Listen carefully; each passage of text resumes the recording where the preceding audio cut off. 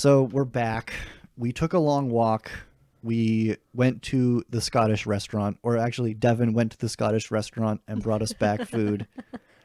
Splash some water on our faces. And now we are ready, I think, maybe. To dig into this marathon sesh of and wrap up chapter 6 through 8, chiefly chapter 8 with post-analysis. So, without further ado, chapter 8. Of Man's Ruin.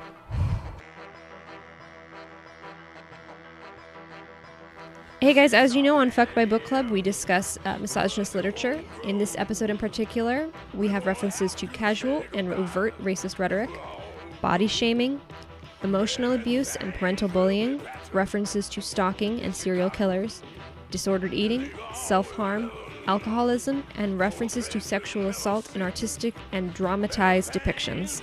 If you feel comfortable, please proceed and enjoy the show. Well, it's brave for us to stay, even braver to go. Wherever she goes, I go. Maybe things will be better in Chicago.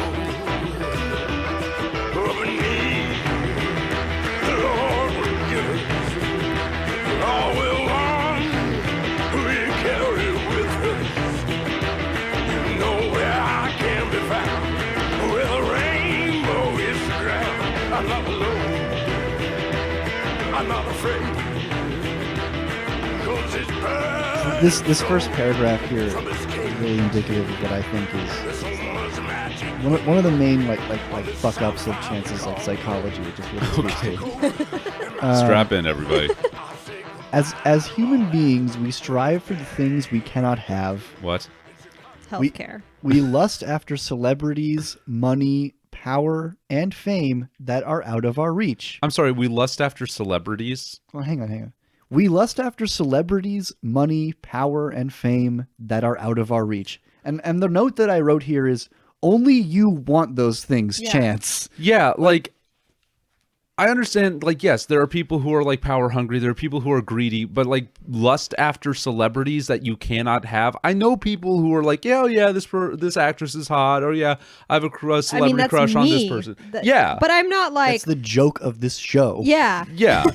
No, but I mean like Big Tay Kyle MacLachlan.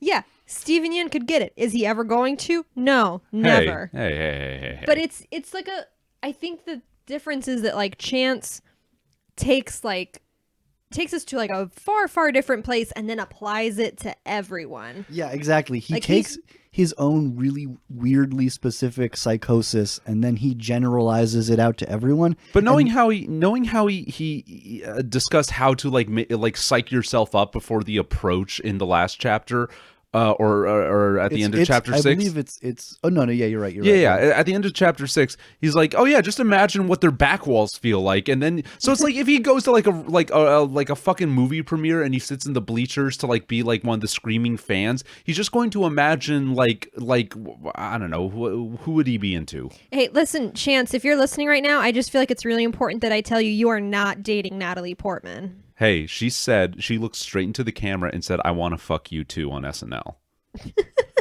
She was saying that to Chance.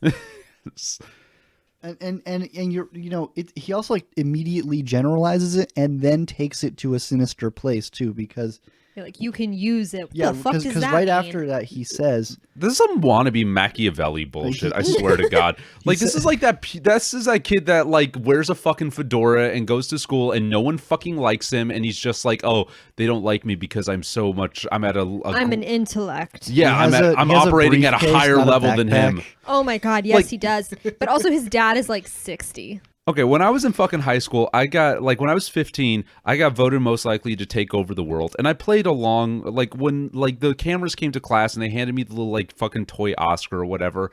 I was just like, oh, wow, yeah, I'm really happy to be involved in this fucking joke on myself.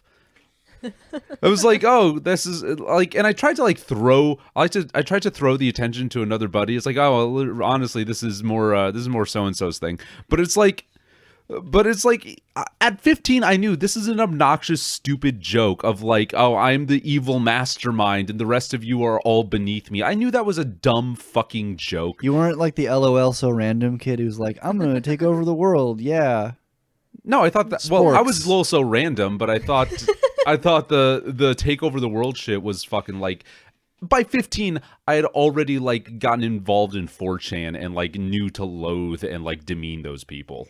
Okay. No, but like I had until recently, we had someone in our friend group that like definitely thought she was that like Machiavellian like mastermind, where she'd be like, oh, I'm telling this person this lie, and then they don't know, they're all idiots and putty in my hands, and we're like, no, dude, we know you're out like getting raw dogged by a dude that steals meds from his hospital. It's just too much work to confront you, so we're just going like, all right, whatever, dude. Yeah, you're with your grandma. Like, Nice dentist system. like these, nobody's actually believing you. It's just too much work to call you out, so we're just going like, all right, dude. That's the thing. Most people are like, I've got them all fooled. No, most people just don't give a shit. Yeah, we just don't care. And I think that's the thing with Chance. He thinks like, I've cunningly manipulated my way into fucking this girl. It's like, no, she just wanted to fuck, and you were there making like showing that you were desperate. That girl definitely like finished her drink, looked around the room, saw Chance, and was like, fuck it, all right. Yeah, and I think like what we're talking about is perfectly emblemized in this next passage, because he says, this basic psychological principle is one that can easily be taken advantage of if you understand how to apply it properly. And it's like, because not only does he assume that everyone believes this, he then immediately sets to like, how can I exploit it? Yeah, exactly. Like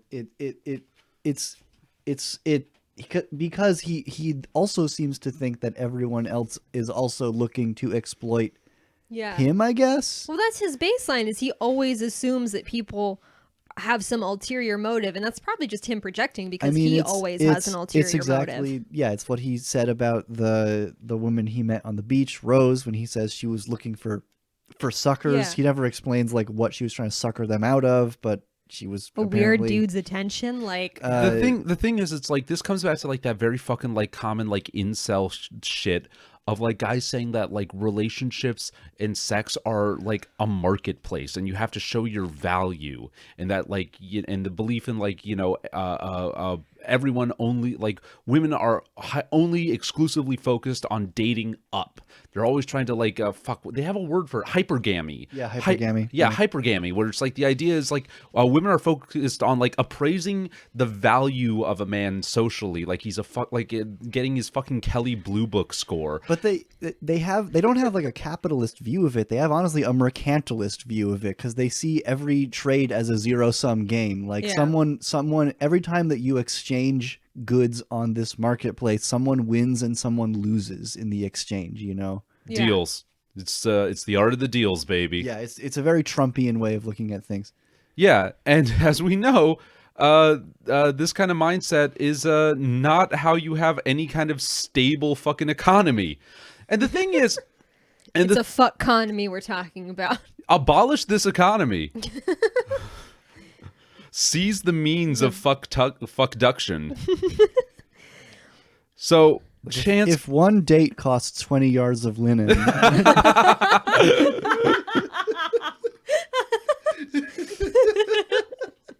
what do you think is the socially necessary labor time it takes to fuck Chance? Probably not much time, and not very socially necessary. So Chance, so who does Chance meet in this chapter? Who is the unlucky woman? well, we're gonna get to the That's true. There's more than one in this chapter. Yeah, chapter Stay 8 is tuned. fucking thick.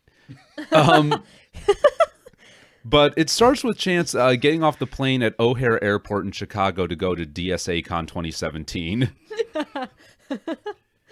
Comrade Chance, welcome aboard. And Please stop by the self-care station and pick up a condom. And he meets his new roommates, Sean, Brooke, and D-Money. Ooh, I wonder if any of these people are black. And Sean- if he's weird about it. Sean was a music... D-Money is Jewish. It's me. That's right. Yeah, Yeah. Drew Money. Yeah, it's me. Yeah. Sean was a music major with a stoner attitude. Brooke was a lady killer who majored in marketing. Oh God, you know fucking Brooke is on his goddamn like Instagram, like posting photos of him in like a fucking like pastel polo in like boat shoes and shit. No. Brooke is my ex whose Instagram bio says, do today what others won't so you can do tomorrow what others can't, but none of the punctuation is correct. That's cool. Just do semicolon today in parentheses. Well, no. So the won't has no apostrophe, but the can't does, and then there's no period. Do today's what others want. I had sex with him. I'm sorry. I apologize We to forgive you. everyone. Thank you. You know what? You went into a war zone. You did what you could to help. Look, you were just trying to survive, okay? You can't Thank blame you. yourself. Thank you. You tried to shout, but the words would not come out. You were just trying to find a way to survive. Devin Moore. No. I'm sorry. Sean was a music major with a stoner attitude. Brooke was a lady killer who majored in marketing. And D-Money was an artist from the South Side. D-Money and I shared a room together, and he had a crew that followed him everywhere. Being a white-bread Southern boy, I was intimidated by his South Side demeanor. The South Side of California. The South Side of yeah. being black. I was Okay, intimidated yeah. because he was black. There's two things we need to unpack here. No, because he was. Hang on, a but the Jewish kid second we rap battled, we become good friends.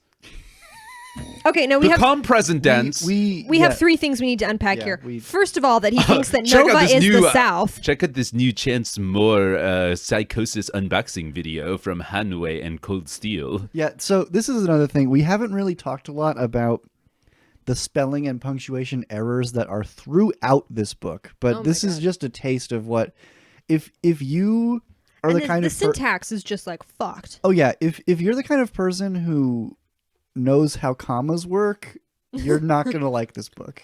I think if you're a person who knows how English works, Chance Moore talk pretty one day. do not bring David Sedaris into this. He is too good for this conversation. Is he? So Yes. David So- Sedaris, come on Fuckboy Book Club. I wish so David. so what do Chance and his roommates get up to? Devin, you had something you want to unpack have- here. Oh, yeah, yeah, I will okay, have. please do. I have three things I want to unpack. First of all, being that Chance is from Nova and refers to himself as a Southern boy. I've met people from Nova. They are not Southern, kind of people. They're just like rich, racist assholes. Two, all of the different ways in which he will dance around just saying that someone is black, that somehow seems more racist than just saying that his roommate was black. And three, He was from Southside. She was from National Geographic. I love that song. Three, was his roommate Chance the Rapper.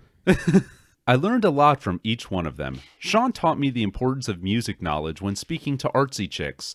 Not because music is an enriching thing that all people enjoy and that it's like a normal, every person on the planet enjoys music thing. Nah, get that art pussy.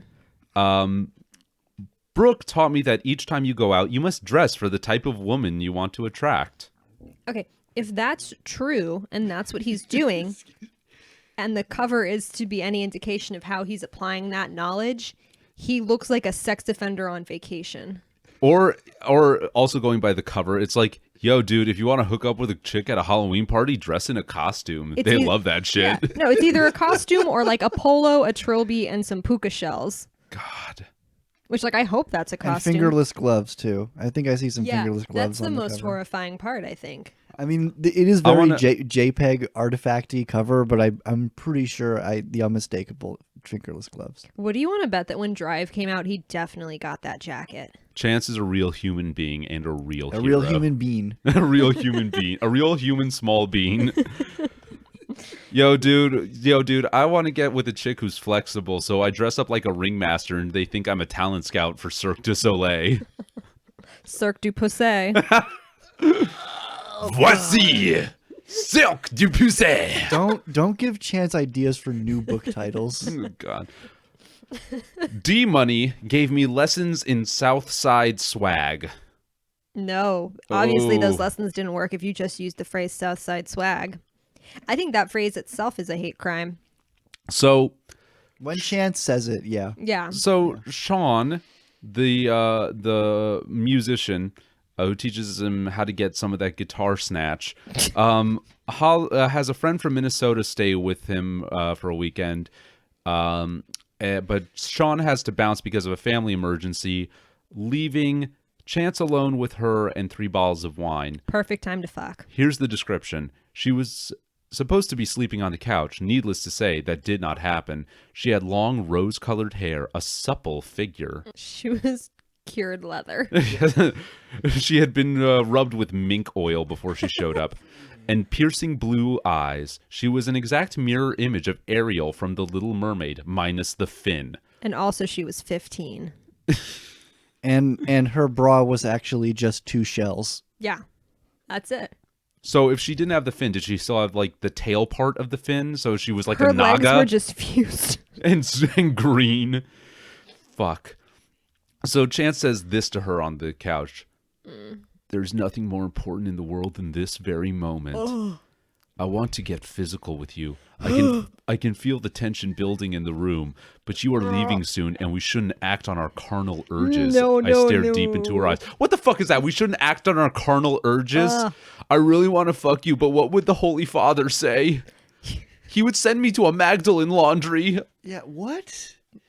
Oh, carnal Who the urges. fuck talks like that? Not, The I don't nuns even- at my I school. don't A even fucking believe. papist. I don't even believe that. Right here. I'm sorry. Right here. Look, we do not tolerate popish plots here We on will Fuckboy not Book with Club. your popery.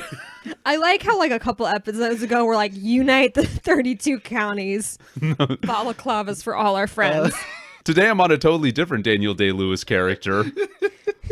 Daniel Day-Lewis, a fuckboy. So, Oh, absolutely. He is in Phantom Thread. Yeah. oh my god, where were we with Chance? I just Oh, fucking because forgot. he's just he's definitely done, and he didn't write it in the book, but I guarantee he like tucked a little bit of hair behind her ear and was like, "We shouldn't do this."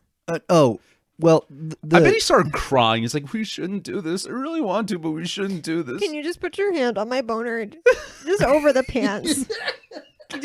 Can you just look at it and tell me it's normal?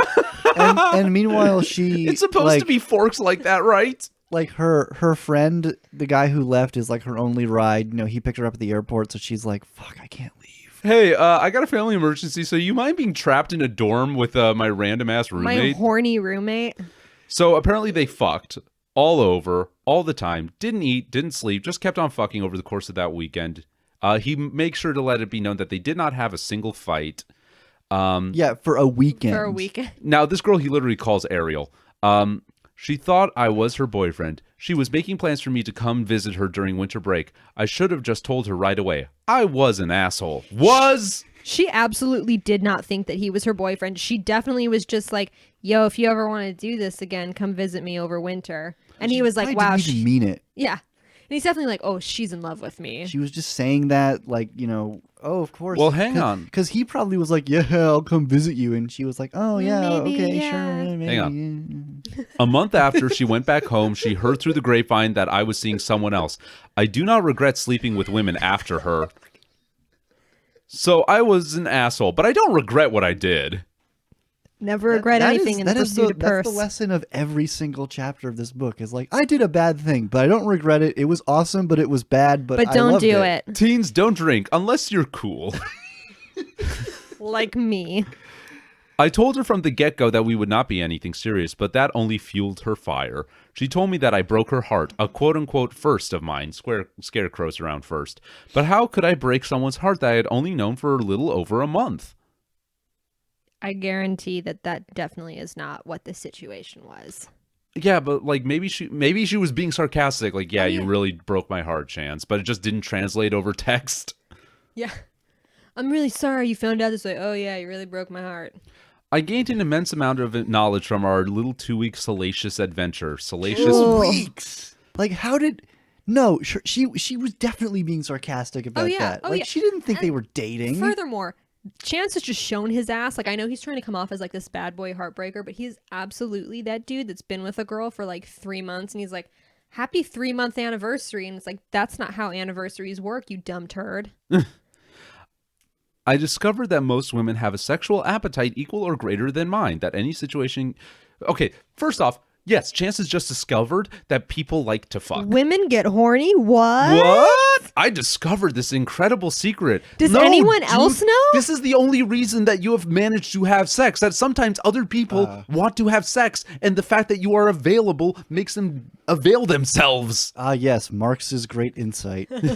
You guys, maybe we shouldn't talk about this on air. You don't want anyone else to know that women get horny. Listen. This is a great secret. Yeah, we're listen. definitely going to edit this out. We're going to bleep it out. Thank I don't you. even think the microphones can pick No up one that can. kind of No one sound. can know this. This is forbidden knowledge. It's like when you hear Roulier speak. It just Look, I Yeah, remember. okay, good. I remember when I was 15 and I found out that women got horny, and I was like, "Oh, great! The lifeguard is drunk too." That makes me feel good about entering into the world of sex and relationships. That's cool. oh my god. What? That was great. Like, God damn it, who's steering this boat? Jesus, somebody take the wheel. He's horny too. Everyone's horny. That's, the sad truth. I discovered that most women have a sexual appetite equal or greater than mine, that any situation can be easily manipulated with the right verbiage. No, you're not ew. manipulating it. You're just there and they want to fuck. You're not manipulating anything. You are lying back and thinking of Ulster. But I think that he does want to believe that he's manipulating them. He can't accept the fact that a woman might just be interested in him because he doesn't like himself enough. So he really needs to feel like he has taken these beautiful women down a peg and tricked them and manipulated them into giving him something that he thinks they wouldn't otherwise give him. He wants to believe that he has some kind of skill to make women be interested in a guy like him who is, in his own words, fat, loser. ignorant, Lucid, fat, ugly, stupid, ignorant doubt. yeah, He yeah, is that. really a doubt. Yeah, it's oh god. Like he can't accept that he's maybe just average. Like maybe like he believes he's below average. Maybe he's just a because regular dude. He's so married to his own persecution too, so he can't get help for that and give that up and just be average. He has to have that persecution and then also have the thrill of tricking someone. Yeah. So, where does he go next? Okay, so this line just fucking like college was insane and the women were batshit crazy, but I loved every minute of it. I was living in nirvana. Okay, nirvana is a state free from all Temptation. selfish craving. Free from all selfish craving, and it's a state of acceptance of the impermanence of all things. Of detachment. Yeah, it's an acceptance that everything that comes into being will go away. Nirvana is a state of enlightenment where you are not attached to this need to get your fucking pud wet every goddamn fucking 15 minutes because your sense of self-worth is so paper fucking thin. Nirvana is a state of acceptance and oneness with all being, and that you have shredded the walls between yourself and all other things that exist. Those and aren't the walls he wants to shred. Yes! It's like, you don't know what the fuck Nirvana is. No, of course he doesn't, because he's like this idiot white I kid hope a from Nova. Bodhi tree crashes on his fucking pate. Man, the Nirvana understander has logged on. No, I get. I almost married a devout Buddhist. Oh, God. Did he want you to come back to Myanmar with him so he can ethnically cleanse the... He was from Laos. Oh, okay. Yeah. Oh, hey, that's just a border away. I mean, like, he lives in LA now. Oh, okay. He works for BuzzFeed. Oh, He's a that- devout Buddhist. The fucking BuzzFeed guy? Yeah. Oh, man. No, Now I'm he fine. just starts a paragraph introducing a girl. Not like how I met her. It was just, her name was Mary and I met her at a party. Her face looked like a porcelain doll and her body looked like a perfect 10 model. Now, can you read the note that I scribbled in the margins there? Let's see. What the McFuck? Yeah, there it is. What the fuck is a perfect 10 model? Yeah. That doesn't make any... That looks like a porcelain doll. Still to this day... I'm imagining like porcelain white with like little red cheeks I'm painted thinking on. of like Annabelle, but fuckable. When I opened her up, there was a smaller her inside of her. Spoilers, he fucked a matryoshka.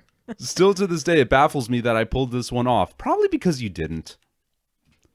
But there, it goes back to the thing where he's like, I can't believe I pulled it off. Like it's a fucking bank heist yeah, I instead of can't just believe it talking to either a human because woman. it didn't happen. No. I mean that too. So, Mary, he stumbles around the fucking, the loop in Chicago, and finds like this place where there's just these constant illicit house parties, and like gets in good with the folks that like run the show. Which definitely, he did not get in good with them. He definitely just was like their bitch and bought all their alcohol. Yeah. And he keeps on like hooking up with Mary and other girls at like this crazy house party hub with like a bunch of hookah and shit. wow, He calls it hookahs. Mecca. Ooh. Oh. Oh, because of the hookahs. Is he just like running through every terrible religious metaphor? I can't wait for Chance to discover like Baha'i. So as he is having sex with Mary In Mecca. yeah. In the Kaaba.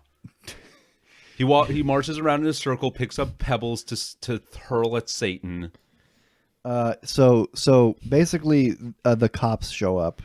Wow. He rude. says, I was freaked out by the commotion, but when you are inside of someone, the rest of the world kind of melts away. No. No, bullshit. Definitely built BS. I've been inside of hella people, and I've had all kinds of thoughts running through my head. Like, did I leave the stove on? Did I remember to lock my car? What's that smell? I think I have a pinched nerve. I hope we don't break this. It's an Airbnb. I really need water.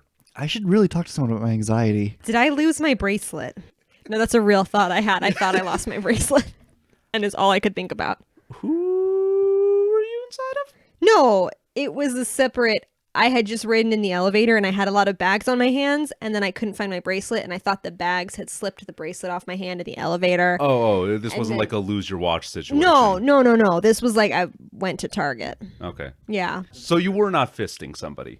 No, Aaron, to answer your question, I was not fisting anyone. I will tell you when I do, though. Okay. I feel like I'm always thinking about something else during sex, only because if I'm straight up just thinking about sex while it's happening, I will get so self-conscious.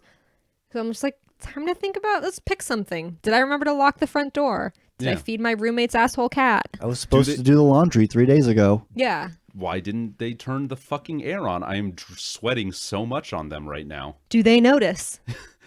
Why do they seem to be into it? That's weird.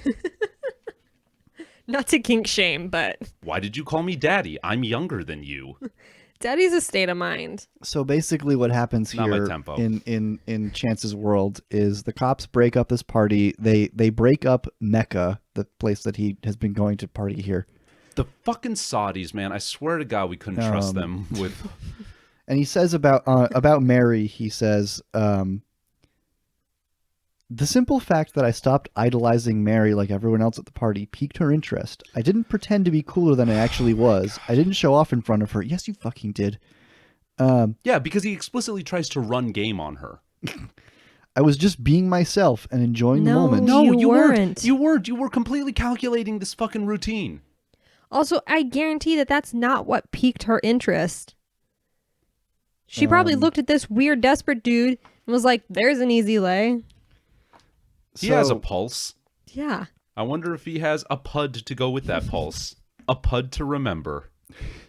So after his misadventure with Mary and the cops, he meets someone who will be a recurring character for the next couple of chapters. Oh, is it my note? It is, yeah. Do you Yay! wanna, It's my turn. This is going to be terrible. Everyone, buckle up, buckaroos. Oh boy, this is awful. Thanks, Thanks, I I hate hate it. So, in this passage, all I wrote in the margin was "what," spelled W-U-T, because I don't know if you have, noticed, dear listener, that And Chance- believe me when I tell you, dear readers. Well, tell us like who we're meeting and what Chance says about her though. So we're meeting this girl that Chance is, gonna fall in love with, but Chance just like has a complete inability to describe a woman with anything other than like the bare minimum of her personality and whatever her ethnic identity is, we have learned. So National Geographic, and this one, her name was Ashley, and here's how he starts. Ashley was short, Jewish, didn't really have a body. She was one of those ghost people. A Jewish ghost person. She was like that ectoplasmic gas dude from Hellboy. She had to be in a fucking containment suit all the way, She lived in or a else she would diver just suit. dissolve. Well, there's a lot of stuff where like it doesn't come up again. At no point in this book does Ashley's faith make an appearance where she's like, I can't fuck you because because I'm Jewish and I've don't have a actually made an body. ectoplasm. Yeah. Ashley was short, Jewish, and didn't really have a body. Her ginger and blonde highlighted hair resembled an unkempt lion's mane. Her eyes got to me. Every time I looked at her, I felt as if she was piercing my soul. I instantly knew that this was the kind of girl I could spend the rest of my life with. What? Unfortunately, she didn't feel the same way. If I Did could only you apply bring what I it up know to her? today, back then, there's a very good chance he capitalizes chance. That's cool, dude. I would have. He said the I name would of the be movie. married now. I was a puppy dog from the first moment we met. It seemed as if our destinies were intertwined and that we had known each other since the beginning of time. Jenna was the complete opposite. She was upbeat, tall, and the kind of person that just radiated joy. Sean came through for me again. He did not like the kind of girls that I did, which often worked in our favor. Fuck shit were the first 2 words that ran through my head when I woke up half naked next to half naked Jenna. Cool, dude. So this is how he talks about how he's met this amazing woman, Ashley. He's so into her, but she's not into him, and he can't imagine his life without her. He And wants to randomly marry fucks her. just some other Then friend he's of like, by hers. the way, her friend was the complete opposite, and I fucked her. But like he doesn't say to Ashley at any point, like, "Hey, I like you. Let's go out." Like he doesn't approach her in a romantic way. No. He doesn't describe any kind of interaction that they have other than just this like ideation of a relationship with her. There's nothing And- special about her. And then smash cut to he has just fucked her best friend. Well, he but doesn't. the crazy thing is that he doesn't even accept that he did that. Like he Wakes up the next morning. So this is getting close to Halloween, and there are just like all these string, this high octane string of all these different fucking Halloween parties in like the college section of Chicago. And he wakes up next to Jenna with like they're half naked, bits of her Halloween costume are strewn on him, and he wakes up and answers his phone. His friend is like, "Oh, you got so wasted last night." Oh, He man. doesn't remember what happened. So he then asks Jenna what he happened, says, and she doesn't tell I shook him. Jenna awake. Hey, what happened last night? You don't remember? She yawned. I don't remember anything. Good. She started drifting back to sleep. What the Come fuck? on, tell me. Nope. That sounds like they murdered someone. Like what it sounds to me like is like he hooked up with Jenna, drunkenly hooked up with Jenna, doesn't remember it, and then she was just like, good, because I regret it. Like because it was mediocre and I didn't enjoy No, it. you know and what it's happened? just- You know what happened? They tried to hook up. He came too fast. She said it was okay, and then he drunkenly, slurringly, like confessed to like embarrassing sexual fetishes he had, No. and cried. I hear and then wh- they fell asleep, and she's trying to save him the embarrassment. No, building off of what you said, they definitely tried to have sex. He couldn't stay hard. Then afterwards, drunkenly, he confessed his love for Ashley. Not his weird fetishes. That actually makes way more sense. But he yeah. definitely got whiskey dick. Yeah. And then Jenna was just like, I'm glad that I don't remember this. Yeah. Or that I'm glad that he doesn't remember this. I don't have to explain it to him. Or Yeah. like have to We're not having this conversation yeah, again. This did not happen. So Jenna just basically picks up her neuralizer and tells him to look into the red light. so Puts basically her shades on. Halloween is coming up, as Aaron said, and they are gonna go to a party. He says, Boys and girls of every age, wouldn't you like to see something something strange? strange? Come with us and you will see man's ruin in Shy City. I hate you so much. But Wow. wait, Drew, Bret Michaels, what band is he from? well, according to Chance, the Poisons. He dresses up like Bret Michaels for Halloween. So imagine doughy Bret Michaels, which is pretty much just Regular Bret Michaels. modern day Bret Michaels. But I just But so Chance but goes out. basically, Aaron, take because you had a really visceral reaction to this. Like explain Chance's mindset going to this Halloween party. Okay. oh god, His yeah. Ashley's gonna be there. Jenna's gonna Okay. be there.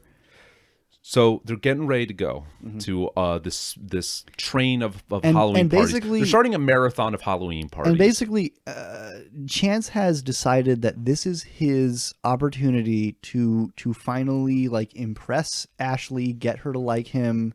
after he's fucked her friend Jenna. Yeah. I was dressed as Bret Michaels. Ashley was a sexy tiger. Jenna was a cop, and Sean was a zombie DJ. Ooh, Sean's creative. During the whole train ride over, all I could think about was how good Ashley looked in her tiger outfit. By the way, I would just like to say, Chicago's robust public transit infrastructure is wasted on these people. Oh, yeah. It accentuated her physicality perfectly. You just That's said not- she had no body. But also, that's not how you use the word physicality. That's not what that means. Yeah, didn't you learn this in your fucking movement class, you fucking drama major? Like, that's not what that means. If she only knew what was going through my head. Fucking nothing, you fucking bimbo. Nothing is going through your head. It's Muzak. It's just vaporwave. No, it's like someone doing like a synth music cover of like Jeezy. No, it's like that Simpsons bit where they pan to Homer's like forehead and you just hear da da da da da hey da da da da da da da hey.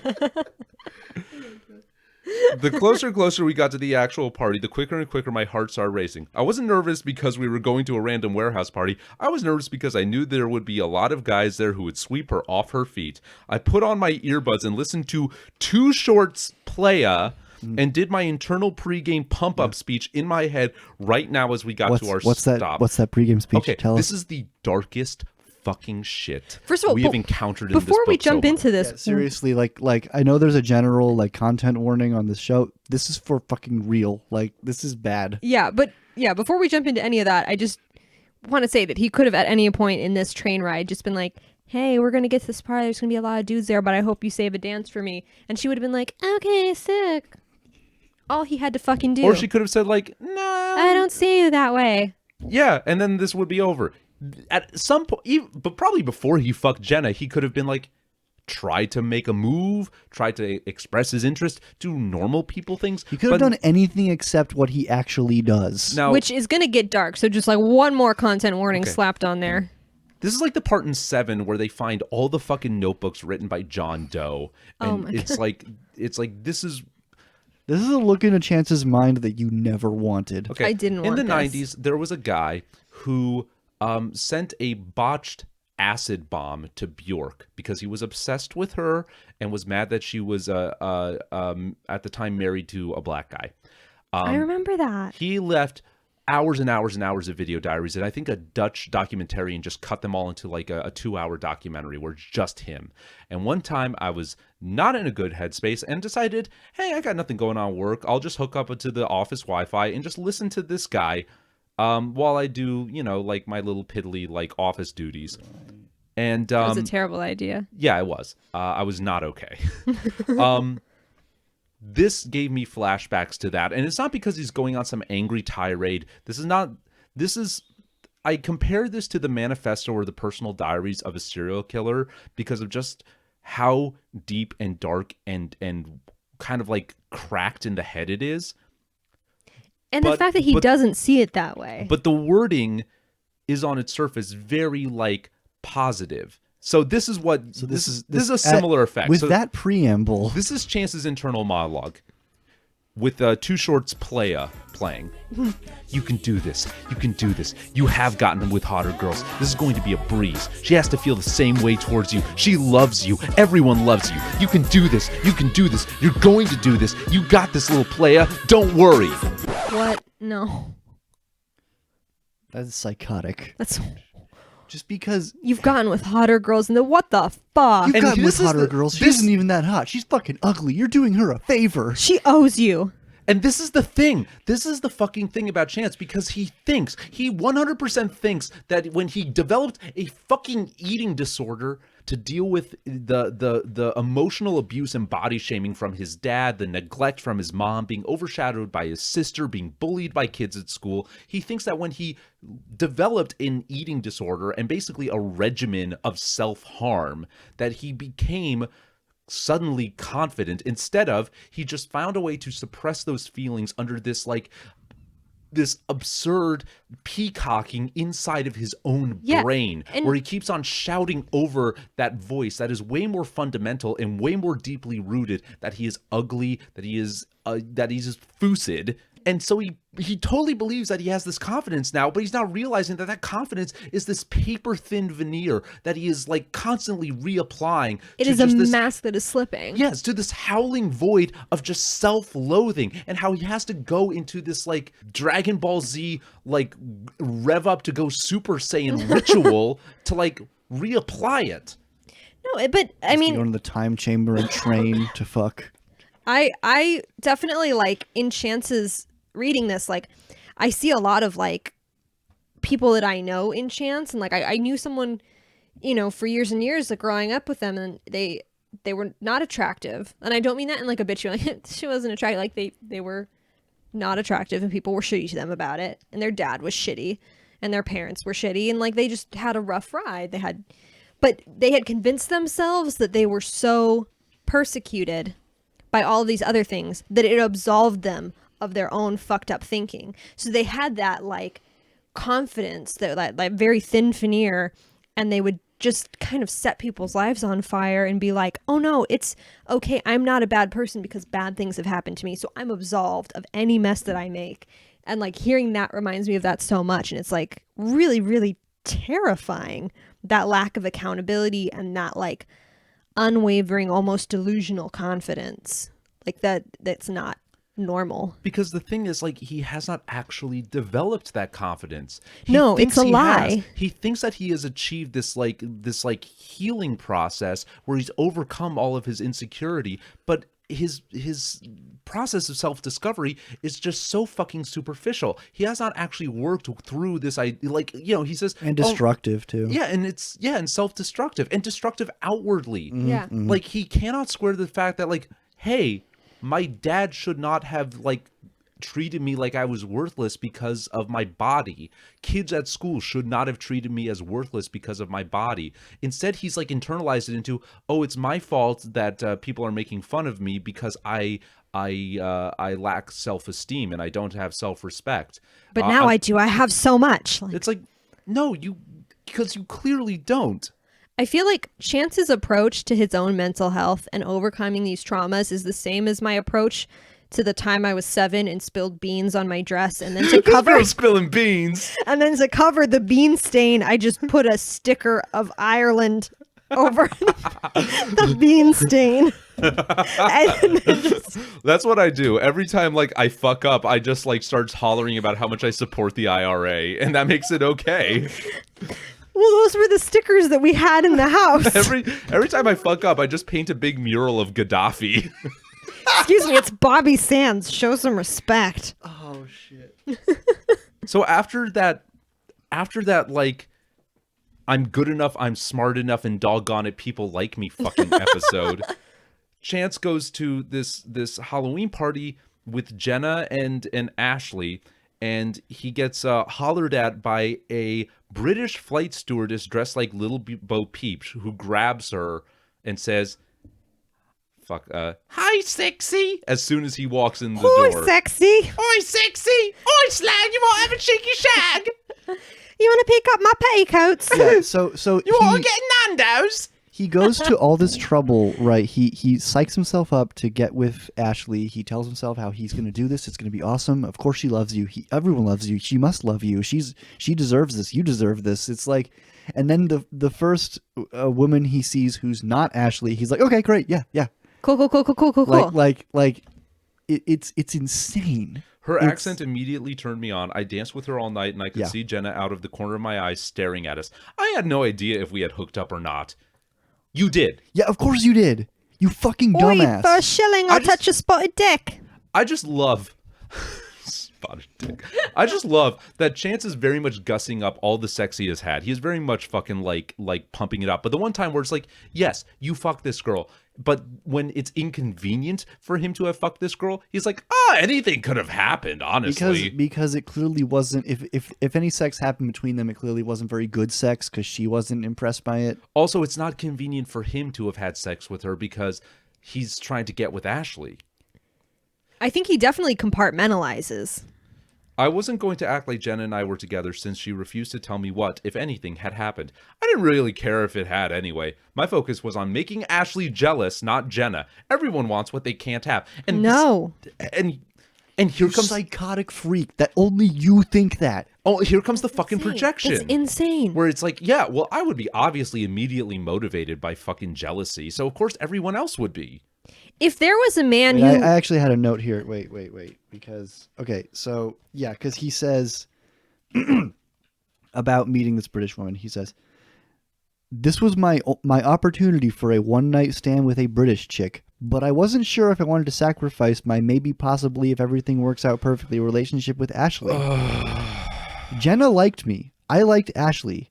And the British chick was just a pawn in our weird love triangle. And my note here is, no, wrong. Totally imaginary. Everything about this thing is entirely in his head. He is imagining that this is his one opportunity to be with a British woman, and this is like some kind of merit badge of fucking. He's also completely this maybe possibly if everything works out perfectly relationship is also entirely in his mind. He's never even spoken to Ashley. No, if there was a man who liked me but never told me, and he was just a friend of a friend, and he was constantly being a horn dog and going home with people and getting too drunk and blacking out, I would be like, wow, I dodged a bullet. I'm glad I haven't slept with this train wreck of a human. This is another thing that he gets waylaid by the fact that she's British, and this is my one chance to make it with a British chick, but because he's already reached that escalation. So he's got this like howling void of fucking insecurity and unresolved trauma and self-loathing at the core of him. He's papered it over with listening to Too Short and giving him like fucking like dumbass white boy trying to spit Tony Robbins lectures into his own fucking head. First of all, and also I just want to say, British people are just regular white people that talk weird. There's nothing special about them. And that might be the Mick in me talking, but they're just white people who are more inbred. They're white people who have done more genocides. Yeah. And so it's like, that's why you have to fuck them, to get absolutely back at them. not. They will not colonize this pussy. But it's like, so he's reached that escalation point where it's like he's got this howling fucking pit and void of insecurity. He papers it over with listening to Too Short and giving him like these fucking like motivational speeches. And part of that fucking motivational speeches, you have gotten with hotter girls. And this is my fucking this is where I'm at. I think the part of why he's still ontologically a virgin is because he is still not truly comfortable with the fact that he has had sex. 90% possibly of his motivation to fuck is to prove something to himself, to prove that he can. And it doesn't prove anything unless he is taking something from the other person or that they lose in some way. Or that there's some kind of merit badge that he can wear.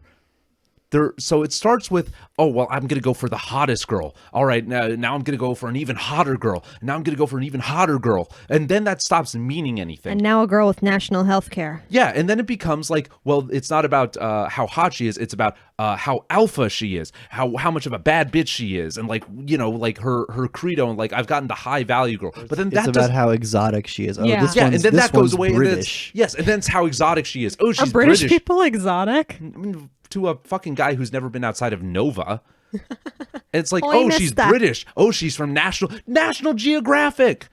That's fucking getting gross. getting fucked by Geo was like, he felt like he was going on safari. That's upsetting. Chance more, I presume. So he goes back. He goes back to the Bo Peep's hotel room and has sex with her. She plays the Poisons. Because this guy dressed up like Bret Michaels. Yeah, Bret and the Poisons, my favorite doo-wop group. And that's the thing. It's like, oh, of course she like wanted to go home with this. And yeah, he's aware of this. I guess she just wanted to fuck like the next best thing to Bret Michaels. And this is what he says. It says that he was going to go back to her hotel room. Sean gave me the thumbs up. Ashley laughed, and Jenna told me that I shouldn't leave the party so soon. Not the reaction I was hoping for. I wanted Ashley to say, wait, stop, I love you, be with me, bang me now. But alas, she did not. She laughed in my face. C'est la vie. And so it's like, Jenna liked me, I liked Ashley, and the British chick was just a pawn in our weird love triangle.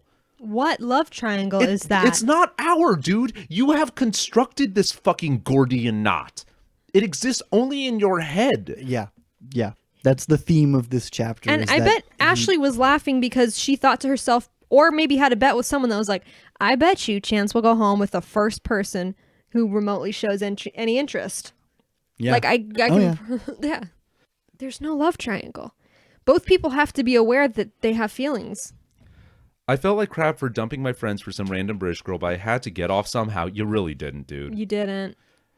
It wasn't that I didn't want to give Jenna a shot. It was just the simple psychological law that told me I didn't like her because she liked me. That's not a simple psychological law. That is a pathology. Yeah, no, that's you, dude. Like you can't grasp that a woman is interested in you. And when a woman is interested in him, it makes him uninterested because, you know, it's the Groucho Marx, like, I never would want to be a member of a club that would have me as a member. Yeah. Well, I love my boyfriend so much because he actively hates me. That's how relationships work. Good for you. That's a joke. We love each other very much. I just want to clarify that. Yeah. But that's just like an insane pathology with which to like approach the world and be like, this is how to build a relationship. Only go after people who don't fucking like me. And to make someone like me, make them not like me. That's it. That's how we met. When I got back to my place, Jenna, Ashley, Sean, and a new girl, Nikki, from the party were still drinking. Nikki soon became one of my closest friends by default, because you are incapable of having a close relationship with fucking anyone. She was a take-no-prisoners kind of girl. Her olive-skinned, breathtaking beauty and intelligence far outmatched most of the women I have ever met. Yes, even a girl that he describes as just being his closest friend, that, to my knowledge, he has yet to make a move on. She's hot in a racist way. Yes. Again, it's the George R.R. Martin descriptions of race. So, you know, he did say olive, so she might just be Italian. Hey, bada bing, bada boom. It's not racist. We all stayed up till... She might just be Bravossi. The spicy whites, the Italians. We all stayed up till 4 a.m. shooting the shit and talking about life. After that night, we were all inseparable and ready to keep the Halloween festivities going.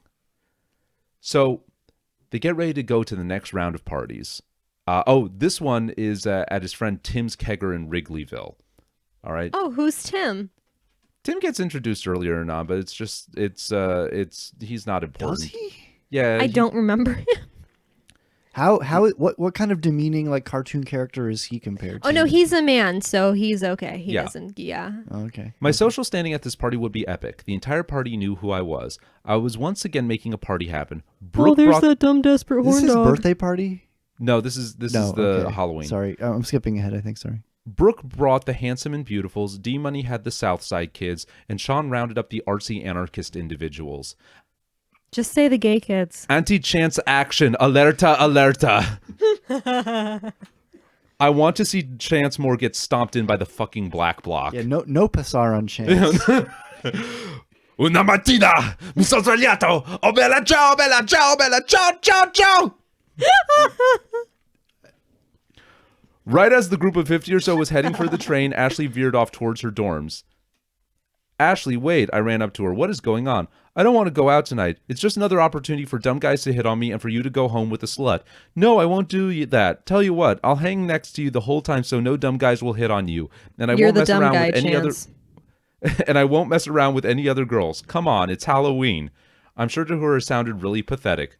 No, I'm going home. I am tired and I don't want to go out. Have fun, though. She crushed me and walked away. This bitch just wanted to go home. Relatable content. I didn't see back then that I was playing right into her hand. This is the Mondo projection. This is Tupac at fucking Coachella. I was allowing her to toy with me. And she was enjoying it. If I had blown her off or said whatever, she might have come out that night. But I didn't. No, she wouldn't have come out that night because you would have, if you just blew her off and said whatever, you would have confirmed what she already believes about you, that you just are out to indiscriminately fuck people and that you are not like a stable person.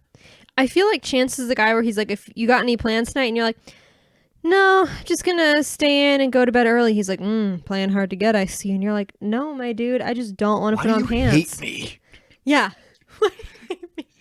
So Tim approaches Chance as he's heading to the bathroom. He doesn't give a fuck. He's too pouty to try and like source a hookup at Tim's party. Oh no. Tim shows up. Dude, you have to help me, he said. What's going on, bro? I replied. Do you see that girl over there dressed as an elf? Tim's voice cracked. Do you see that girl over dressed as an elf? As an elf? As an Tim elf. is actually 2 children in a trench coat. Can you ask if she wants alcohol? Tim Adultman. Yeah, what about her? I laughed. She is my type, man. All the way perfect woman. I overheard her talking about Lord of the Rings. She is into Tolkien. She's beautiful. Maybe she's just talking about the movies. and hasn't read the books. She's a The fake movies fan. would have been like in theaters around this time, right? No, this is after. Oh, Yeah. okay. Oh. He was getting nervous just describing her. Okay, so if she's just as much of a dork as you are, why don't you go talk to her? I could be kind of a prick sometimes. Nah, dude, real? For real, dude? Dude, nah, dude. Dude, Fucking- really? the Yo, fucking- what, The dude? fucking D word, dude. Dude, a prick? Dude, what? I like that that's the thing where he's like, I'm a prick, and not every other terrible thing he's done up to this point. Cause I'm a prick. I'm a chance more. What the hell am I doing here? I don't know. This is my house. This is my party, but you're the one who brought everyone here. I don't know if she has a boyfriend or if she's even single. What is that construction? What if she's married? She's Yeah. a married elf. What if she's married in polyam? What if she is actually just dressed as like a Santa Claus elf? What if she has 16 sister wives? What if she's been dead for 30 years? I just can't walk up to some random girl and start a conversation. What should I say? Tim became my first real pupil. And this is the beginning of Chance believe. Tim, get out. This is the beginning of Chance starting to believe that he can teach game. Escape, Tim. Tim, it's not too late. Tim, we're worried about you. Tim, you can escape from the sunken place. Tim, this is a safe place. Let us know. Blink once if you need help. I gotcha, bro. I started to walk towards her. Dude, wait, no, just tell me what to say. This was Charlie all over again. Trust me, man. Okay, so he's bragging about his pedagogy, but he's just like, oh, I'll just handle it and stand over there and don't pay attention to what I'm Honestly, doing. it's probably for everyone's benefit that that's what he thinks teaching people is, or there would be more people running around trying to use this really fucked up system. If he actually was effective at teaching it. Well, we're going to get to it later, but it's not his system. No, it's not. Excuse me, I don't mean to be rude or interrupt your conversation, but I overheard you talking about Lord of the Rings, I said with confidence to Missy, the short, beautiful, sort of dorky, but in a cute way girl Tim was idolizing. Yeah, I'm a huge geek, I know. She had a little swagger. Was it Southside swagger? Geeks are sexy, but you see my friend over there dressed as a wizard? He is the biggest Tolkien fan on the planet, and he told me that you were the most beautiful elf he has ever seen. Oop! She stared at him and awed. He's not shy or anything, just takes a little bit to get him out of his shell. That is what shyness is. You should go talk to him. He really is the coolest guy here. This is his house. I'll keep your friend company. Okay. She walked right over to him. The rest is history. They really are married now. I just want the listeners to know that we just like don't fucking know what to say to this right now. Matchmaker, make me a chance. Find me a find, chance me a chance. All of this time I never once realized that I could be stuck for good. Wonder of wonder, miracle of miracles. I touched a boob and it felt great. Lucky for me, her friend was a little hottie dressed in a Catholic schoolgirl outfit. So what are Wow. you supposed to be? Duh. He really writes, duh. Duh, I am a Catholic schoolgirl. She was ditzy. At the time, I liked that. First of all, my culture is not your costume. I suffered for that. Isn't it past your bedtime? It's a school night, you know. I had this line planned out way ahead of time. I love that shit. So what if he didn't see a girl dressed up as a Catholic schoolgirl? So his just thing is like, hey, you're cute. I think you're a child. It's like, all right. it's like so when when he- he was on the train listening to fucking Too Short, he was just like, all right, if there's this hot girl at this party and She's dressed like a Catholic schoolgirl. no, not even that. Not even fucking that. Because I don't think he was planning on that specific costume. But it was like, all right, if it doesn't work out with Ashley, I'll just find the closest girl I can and be like, hey, you're cute, but I think you're a little kid. Do you want to make out? I just imagine like he has flashcards that on one side it's like Catholic schoolgirl, and on the other side it says like it's past your bedtime. It's like elf. My friend is a huge dork. You should go. Yeah. Hermione Granger, want to see my wand? Keep the cape on. But it gets worse. You're not my dad. You can't tell me when to go to bed. Well, Catholic schoolgirl is a bratty sub. Big mood. You're not my dad. You can't tell me when to go to bed. She set me up for another one. I'll be your daddy. No. No. This line would not have worked No. if we were not both drunk. I didn't deliver it in a joking way. I said it sincerely, and that turned her on. No. She grabbed me and we started going at it and eventually made our way into one of the bedrooms. After we had sex, I went back No. into the kitchen and started taking shots. And the next thing I remember, I was waking up on my couch.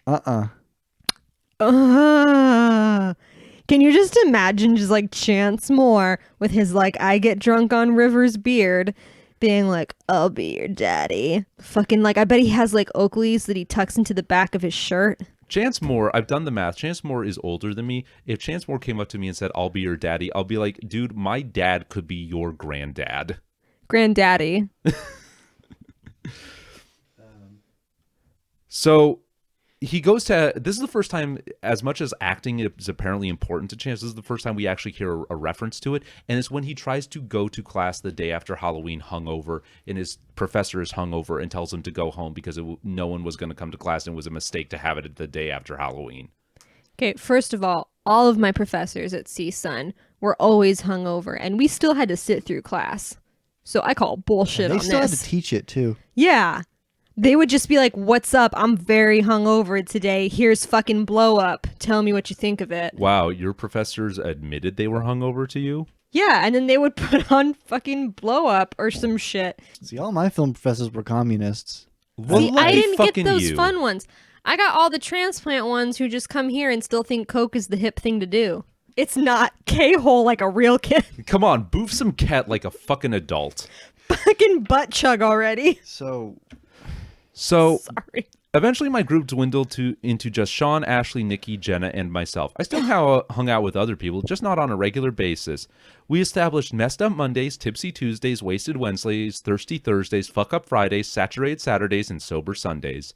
We drank every night of the week for a while except Sundays. Sundays we would all either go to the movies, have a picnic in the park, help each other with our homework, explore Chicago, or play board games. I just want to clarify that this is just like a fun way of calling it alcoholism. We called ourselves the Enablers. Yeah. So he has a circle of friends that he's close-knit with. He has this girl, Ashley, who he's pining for, who he has, to this moment, in all this hanging out, has not once said how he feels about her, and is just constantly, like, fucking other random girls in front of her, and trying to lay this, like, jealousy trap on her.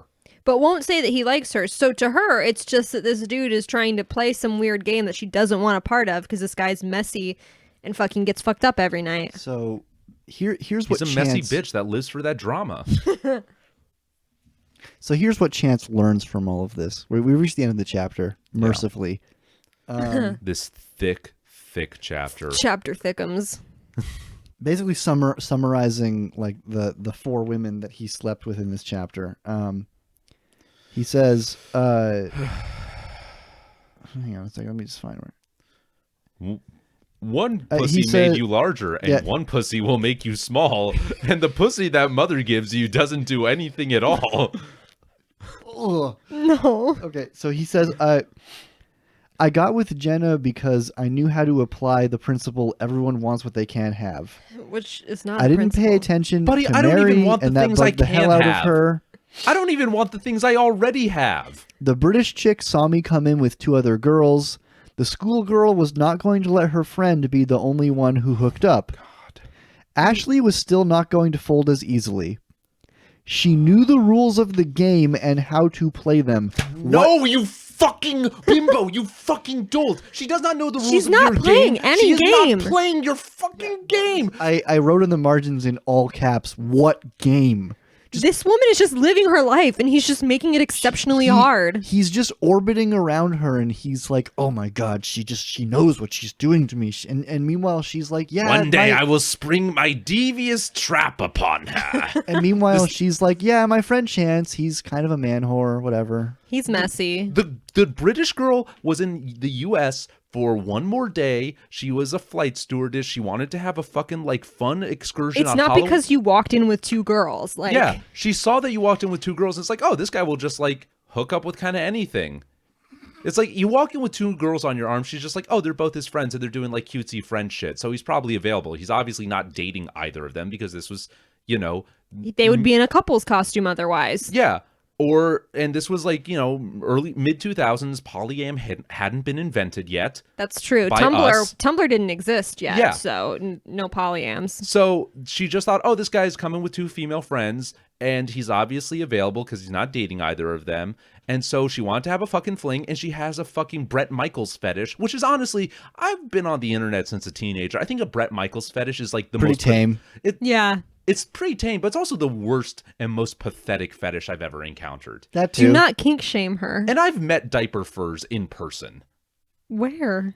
Hey, Listen, man, respect to our diaper fur comrades. Listen, man, we're in Burbank. I know people in the animation industry. They're around.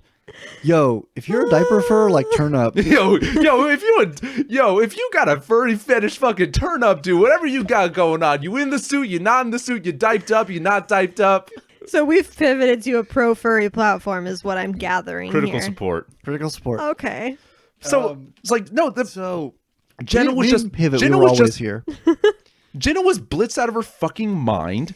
The British girl has a Bret Michaels fetish, and like she was horny. She had probably 8 hours left before she had to fly out. yeah, and she was probably jet lagged and not making good decisions. Ashley was just like friends with you and just saw you indiscriminately fuck random girls at parties and was like, well, this is my friend Chance. He's not in the most stable of condition. I would not want to date if I had a friend who I didn't know liked me and was fucking everyone. No, you don't have your shit together. You're getting blackout drunk.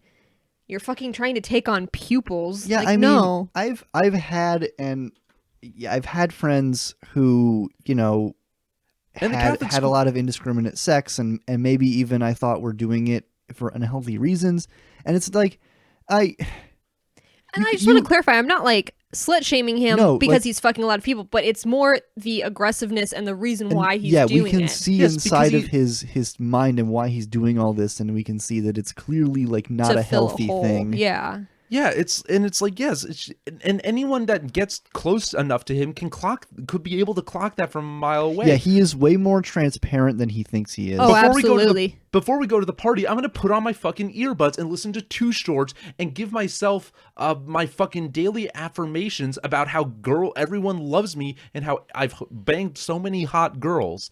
Not even and this is the thing. Listen, maybe this is making me too close to the material here, and maybe this is giving too much credence to all the jokes about me being an alternate universe Chance that needs to merge my cells. Sliding? Oh, yeah. What? Oh, sorry, no. Yeah, I don't know what you're talking about. Oh, when she puts herself in the bathtub and then is well, I am both Nina and Prairie. Yeah. Blah. Oh, you're Booker DeWitt and you are nice. I like Comstock. Yeah. No, I'm both. Yes. Booker Catch. Here, take this lockpick. Take a fucking coin. Yeah, Chance can open tears when he thinks positively about how much girls want to see his fucking chode. There's always a lighthouse. There's always a dick. There's always a man. He's always fucking. There's always a Hooters. There's always a Hooters. There's always a Caesar salad. There's always a man. But that's just it. It's maybe this is lending too much credo to the idea that there before the grace of God go I as Chance. I don't know. I feel like I'm too fucking weird to have turned out like Chance. So I've done I'm an actor. Yeah. I've done acting classes. You did an act. I did an acting. I played a rapist in a play. And very well too. Yeah, thanks, man.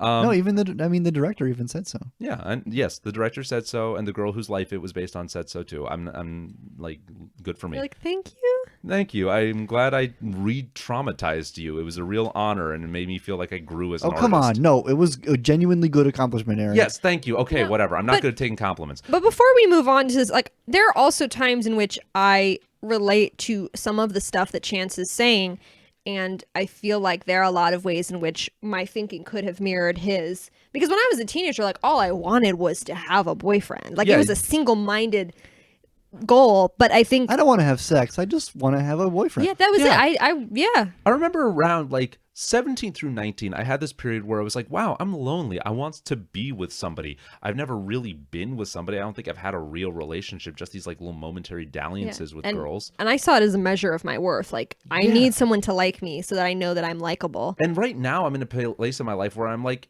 yeah, I know that I don't want that. And I don't think it's necessary. I think it's just because of where I'm at. Yeah. And I don't know, maybe I'll be somewhere else right now, later on. But I think the difference is that we start the same way, because I think the ways in which Chance and all of us are similar. I was weird in middle school. I was a weird fucking kid. I was socially awkward. I had parents who exposed me to all of this culture. and also kept me from like American popular culture. So I didn't fit in with these kids because I wasn't allowed to watch the real world, but like I was sitting at home every day or every night, like reading all 5 books in the Hitchhikers, trilogy, which there are 5 and not 3, but it's still called a trilogy. We kind of all have that similar foundation of like feeling different, but also feeling like we had a special viewpoint because of the things that we were exposed to. But I think there was like a fundamental difference. It's like in Jurassic Park where they're like, we just deny them that protein.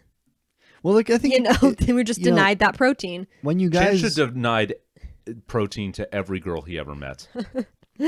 When you guys brought me on to the show, you asked me like, what is a fuckboy? And I think I said something like, it's like it's someone who's like not out of their adolescent mindsets about like sex and relationships. Yeah, it's the arrested development. Yeah, that's really what it is. It's like that's where Chance is at this point in the book. And I mean, at this point he's like 18 or 19, so I think he's like at the tail end of it being acceptable to still think that way. Yeah. Well, nobody has taught him how to channel his gnawing, and it is gnawing insecurity. Like for me, my parents put me into drama and acting, and I went from that into improv, and that's where all of that insecurity went, and nobody has taught him how to do that. Like what was it for you? Like, I mean, I think honestly it was improv too. Like I started doing improv as early as like 14, and like, yes, teenagers doing improv is an extremely dorky thing, but over the course of my years doing it, I think I genuinely got kind of good at it and learned how to like make an audience laugh and learned how to have like... But it's a way for you to own your flaws, because you're like, how can I turn this into something that will make someone laugh instead of letting it fester? And it also brings you out of yourself if it's done right, because it makes you not focused on like, oh, I have to like show up and be good, I have to make people laugh, I have to be funny, because at some point, like, because like in improv, like or any kind of like performance that's done as a group, eventually people are going to kind of fucking start to hate you and not want to work with you if your brain is only on how do I look good and how do I do the best performance I can. Because then you're the most selfish performer. You're that guy that's coming in and answering a question with a question. Like nobody fucking likes that guy. Or you're the guy who's just pimping, where you're just dishing out like tons and tons of information to guide the scene and just make someone else have to catch up with your vision instead of letting them shine on their own terms. And chances like that, I don't understand how the fuck... Because we've only gotten one glimpse of Chance being in an acting class, and it's like, how is this not getting beaten out of him? Because the fact that he is such he has all these narcissistic fucking tendencies that are born out of this deep fucking well of insecurity. Probably because it's not rare or unique in an acting class, because that's what drives a lot of kids to wanting to perform. But I think for him, he doesn't actually, like when you got into acting and when I was put into theater, it was because I needed a place to put everything. I needed to get it out. And for him, I don't think he has that drive. I think he just wants to do it and get famous and then be loved. Yes. And acting is another place where sees it as like a means to an end. Exactly. Yes, acting is another very thing. Unhealthy like end too. Yeah. Like, it's just a goal. Yeah, if he's getting into acting, he's getting it as another place to get his validation. And if if the term for people with actual narcissistic personality disorder, which I don't think, like, none of us are qualified to diagnose Chance with, but what are you talking about? I almost finished film school. It's probably just the regular kind of fucked up. Yeah, but it's like, in terms of narcissistic personality disorder, it's called narcissistic supply. It is that, but like that supply of validation of what Chance is going into acting for. That supply of validation of what Chance is going into all these beds with all these girls, or bathrooms or laundry rooms with all these or cars with all these girls is for, to get that supply to like keep on trying to like brick up this bottomless fucking pit in his soul. And we should say, maybe on a serious note, that like serious note, like we talk a lot about like Chance's psychology and we kind of psychoanalyze him, but sincerely, like all of everything that is true or might be true about Chance is completely consistent with like someone who's neurotypical. Like, we're not trying to suggest that he's probably mentally ill and that's why he's doing this. Like, this is all completely within the realm of just like also we're three regular male psychology. Yeah. That's the real horror. Game recognized game. Like the real like horror of like reading this book is just realizing that like any like straight cisgender man could be thinking this way. Well, To and me, anyway. That's no, what's no, scary to me. I agree with you because I'm reading this as someone who's been in and out of therapy my life. I have bipolar 2. I take Lamictal for it. Like Hell I'm yeah, medicated. Yeah. And I'm not ashamed of it in any way, but I just mean like to read this and to see very much that this comes from a place of trauma, not necessarily, I think, a place of mental illness, but this is definitely like unhealthy coping mechanisms.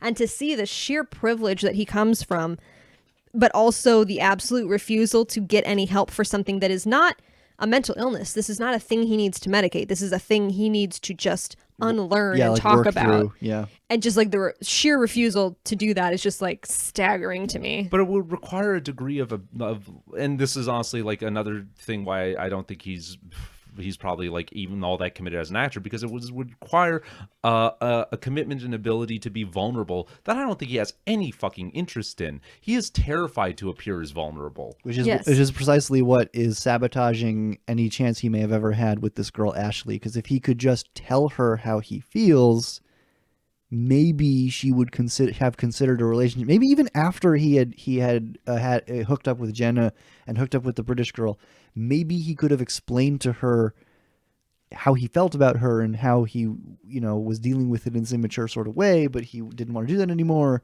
But of course, he doesn't do that, as we'll see in later chapters. Yeah. What I was going to say about the ramp up thing in his head is because I can see like these techniques he's developing, because like when I was taking this Meisner class and the professor was very much into meditation and affirmation, and I went along with all that stuff, and I do think I kind of did get some stuff out of it. But when he had us like affirmations, he had like rules for what kind of affirmations we were supposed to do while we were meditating to kind of get us like opened up and free and able to be vulnerable and accepting when we were doing all, like very kind of like emotionally rending acting work. And this is the one that he suggested that he got from someone else who was like some kind of like mental wellness and like meditation specialist. And it was, I love and accept myself completely. And he said that we should all try and do that, like try to like say that into our own eyes in a mirror. Like make a habit of trying to do that. Like whenever you get the chance, look into a mirror, look into your own eyes and say, I love and accept myself completely. And I realized while I was trying to do that, it's like something about it felt fucking unnatural. And I realized like, yeah, because of like my own personal back catalog of trauma and like insecurities and developing these kind of like and depression and developing like these kind of like deeply rooted schema about myself that don't really serve me, but they make like making a declarative statement like that, I love and accept myself completely, feel unnatural to say. Yeah, you feel like you're taking the piss. Yeah, which theoretically, there's nothing like bizarre about that statement. If you look like theoretically, that's just what like a healthy person would say. It's like, yeah, I love and accept myself completely. That's just like, yeah, why wouldn't I?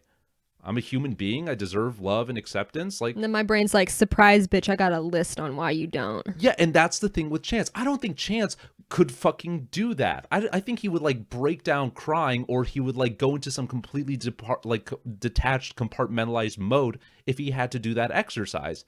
Because I think he has not thought about it, he has not contemplated it, and if he was faced with it, he either would not understand what was going on, would not be able to take it in personally, and he wouldn't.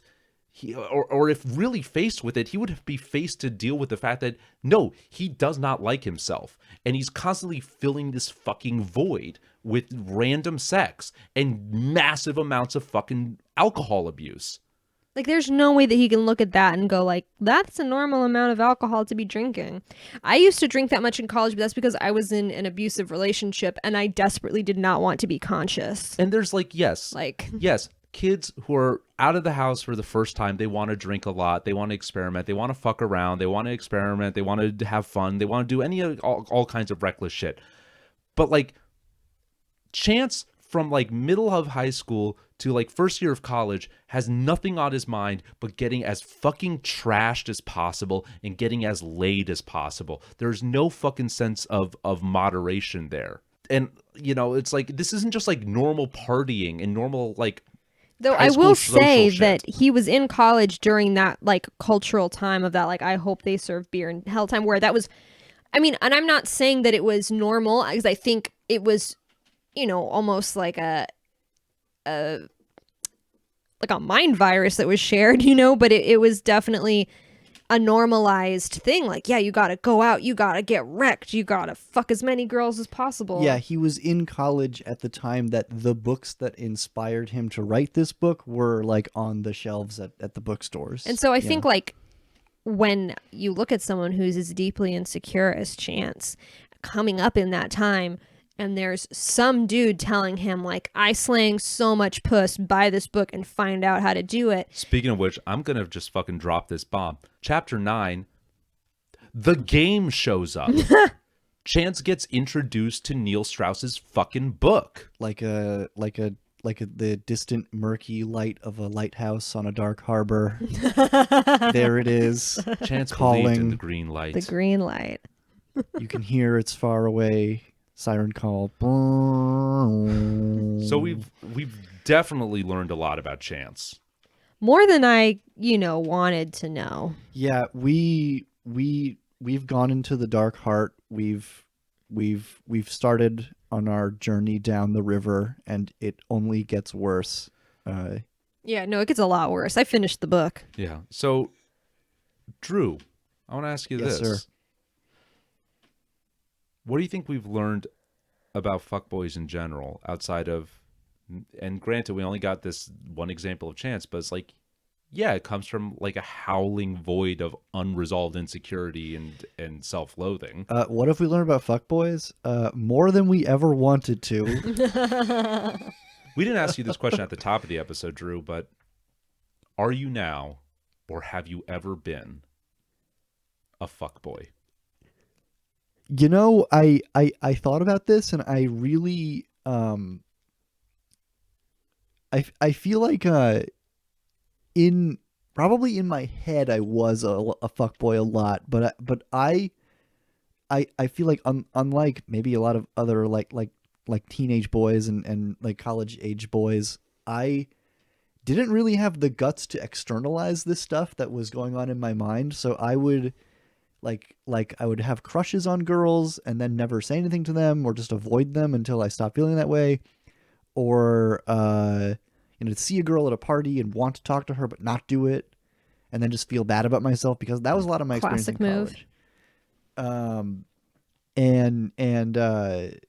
So I think I had the mentality of it, but I even like when I remember reading pickup artist stuff, and I mean, one of my biggest thoughts when I initially encountered that stuff was, yeah, well, that wouldn't work for me because I'm like, unattractive and nerdy and insecure, when not realizing for most guys who encounter that stuff, the pitch is, hey, you're nerdy, you're ugly, you're insecure, you're shy.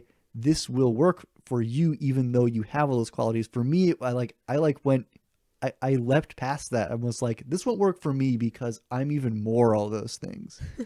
I basically had the same worldview as like Chance Moore or any Neil Strauss, Tucker Max, whatever. But at the time, I was like so filled up with self-loathing that I couldn't even go out and like act that way. I don't know. Like, there's no way that this trick will work on them. Yeah. There's one weird trick. Because it's like, Doctors hate him. Because, I would be like, oh, well, it works for like these red pill guys, probably because they work out or they look good or something. They have good hair. They're not know. 15-year-old boys. Well, even when I was like in college, I might have thought this way. But I mean, by the time I was in college, I'd mostly rejected that stuff. But I mean, maybe first year of college. But basically, by the time I was like 19, I had gone like full SJW. So yeah, I feel like it's really well interesting. on my way to full communism. No, but it's interesting to hear you guys talk about encountering pickup artistry, because as a woman, like when I was exposed to it, and like, I'm not tooting my own horn on my judgment, because I totally and fully fell for someone that was like grooming me. Oh, I'm sorry. When I was not in like a pedo way, like in an abuse way. Either way, it's still not great. I mean, like we were both over 18. Point is, sorry, laugh at my pain. You will laugh at the pain. You will cry at the satire. No, but the point is like the concept of it seemed so ridiculous to me. And like being like the idea that you needed to trick women into sex, or you needed to peacock and wear a weird hat, like it just seemed so unfathomable to me that it would be effective that I couldn't understand where men were like really like falling for this hook, line, and sinker. So it's like it's interesting to hear like kind of where you guys are at, or like how someone might hear this and go, yeah, that seems like a valid plan of attack. Well, I think it's because it, like, if you are a young man, like nothing else has worked for you, and then someone comes along and says, hey, this worked for me, and you're like, whoa, really? I don't know. Maybe that's what I might just be theorizing. So looking forward for Chance into the next few chapters, he so the next few chapters do deal with the Ashley saga, and that's really what we're calling the next few chapters. Yeah. Or it could be the Ashley ordeal. Yeah. The Ashley episode. The Ashley affair. A very long disengagement. Like, yeah, we're going to see in the next few chapters, you know, how Chance deals with this completely invented, imagined situation with this woman who seems to just completely see him as a friend, and how that just drives him up the wall. Yeah. And I think we're going to end with the introduction of the first woman who shall not be named. There's more than one. Yeah. Oh yeah. But look forward to that.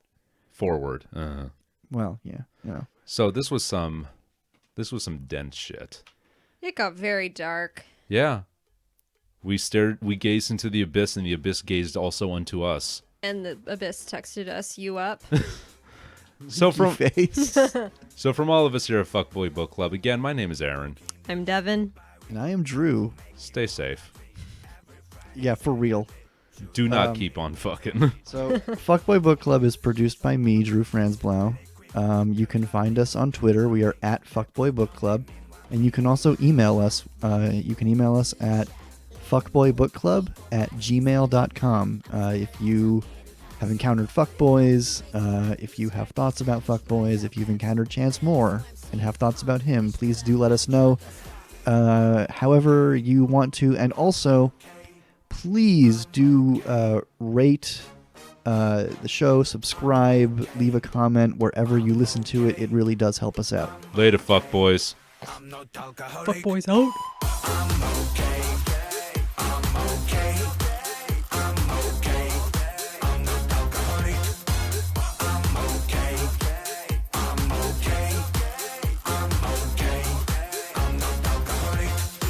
When I walk in the bar, all eyes on me. I came to get drunk. If you ain't got sweet, you better drink this shot. We gotta get you wet. We gotta drink it all night long until we dead.